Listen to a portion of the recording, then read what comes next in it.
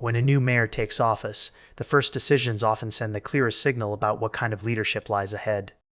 In New York City this week, a pair of early moves has sparked debate, concern, and close attention far beyond City Hall. New York City Mayor Zohran Mamdani is facing early scrutiny after choosing not to renew two executive orders issued by the previous administration, both related to anti-Semitism and city policy toward Israel. Shortly after taking office, Mamdani declined to extend orders signed by former Mayor Eric Adams. One of those orders adopted a broad definition of anti-Semitism, while the other restricted city employees from engaging in the boycott, divestment, and sanctions movement against Israel, commonly known as BDs. The decision immediately drew reactions from multiple sides. Israeli government officials expressed strong disapproval, while several Jewish organizations in New York raised concerns about what they described as the removal of important protections. At the same time, supporters of Mamdani's approach argued that the changes reflect a shift toward a different framework for addressing hate and free expression.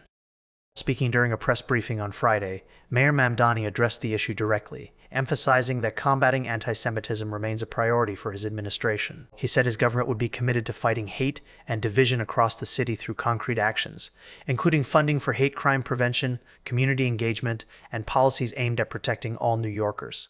Mamdani did not provide extensive detail on why the orders were dropped, but noted that the definition of anti-Semitism adopted under the previous administration has been the subject of debate within the Jewish community itself. He pointed out that some Jewish organizations have raised concerns about definitions that link certain criticisms of Israeli government actions to anti-Semitism. The mayor also acknowledged that he has long supported the BDS movement, making the removal of the executive order banning it within city government consistent with his prior views.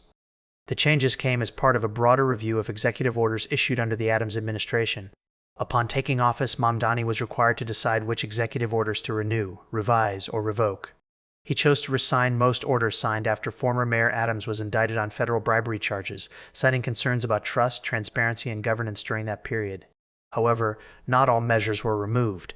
Mamdani retained the mayor's office to combat anti-Semitism and upheld an order restricting protests within a certain distance of houses of worship.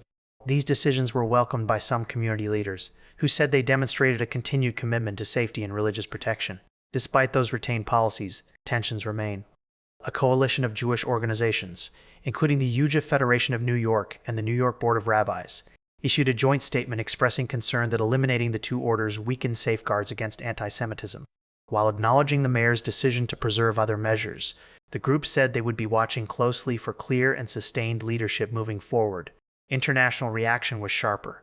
Israel's foreign ministry criticized the decision publicly, accusing the new mayor of undermining efforts to confront anti-Semitism. The remarks added an international dimension to what is otherwise a local governance issue. Mayor Mamdani has not responded directly to those comments, instead focusing his messaging on local policy priorities and his administration's broader approach to fighting hate through enforcement, prevention, and inclusivity. As Mamdani begins his term, the situation highlights the challenges facing a new administration in a city as diverse and politically engaged as New York. Balancing civil liberties, community trust, and deeply sensitive global issues remains a complex task. For now, the debate continues, with community leaders, city officials, and international observers closely watching how the mayor translates his stated commitments into concrete action. The coming months may prove critical in defining how New York City navigates these sensitive issues under its new leadership.